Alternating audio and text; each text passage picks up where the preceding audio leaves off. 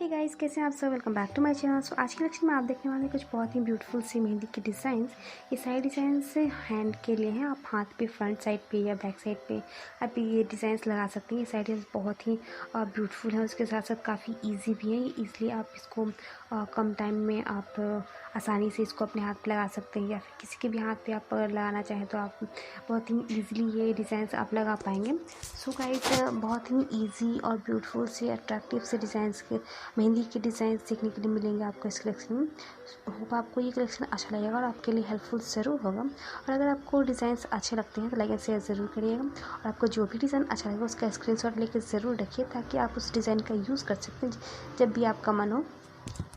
ये सारे डिज़ाइंस बहुत ही सिंपल हैं और आपको काफ़ी आसानी होगी ये डिज़ाइंस लगाने में। सो गाइस, कलेक्शन को पूरा देखिएगा और मैं मिलती हूँ आपसे नेक्स्ट वीडियो में एक न्यू कलेक्शन के साथ। Enjoy the video, take care.